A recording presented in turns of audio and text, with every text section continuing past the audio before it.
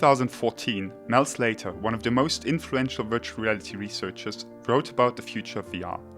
In other words, VR will need to become a brain interface as the only way of approaching the ideal of a system that can indeed substitute perception of and active engagement in knowable alternate realities.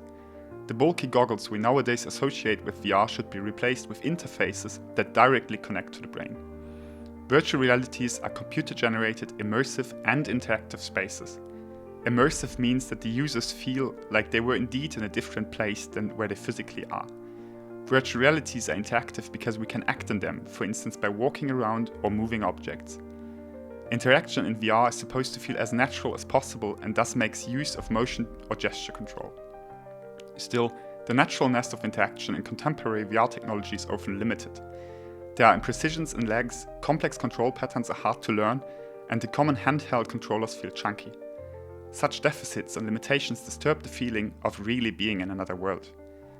Progress could be made by facilitating interaction and navigation only through thoughts.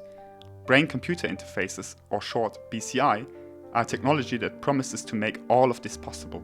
They record the brain's electrical activity, extract a signal, classify and translate it to then control the robotic arm or computer based on the signal's pattern. BCIs can be distinguished into invasive and non-invasive.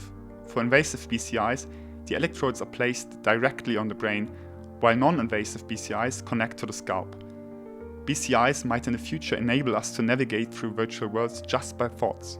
Sounds great, doesn't it? BCIs bring about some clear advantages, for example in medicine.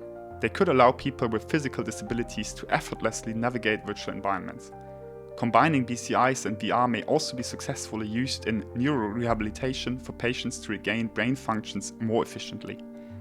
Another example are novel approaches for the symptomatic therapy of autism spectrum disorders. In neuroethics, however, dangers are also discussed, especially those that arise from non-medical applications. Invasive BCI can cause medical complications such as neural and vascular damage or infections.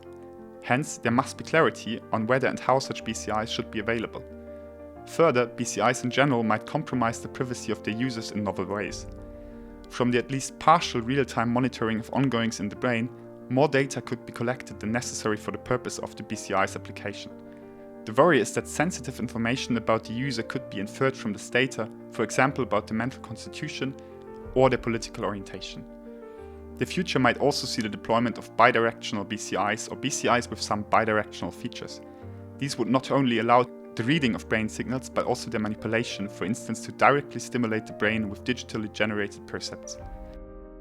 A potential threat would be the so-called brain hacking, that is the non-consensual manipulation of a human's neuronal processes. To date, BCIs are mostly used for medical or scientific purposes. It will take some more time until they could be widely applied to immerse into virtual worlds. In the meantime, empirical and philosophical research on the concrete dangers of BCIs and potential safeguards will continue.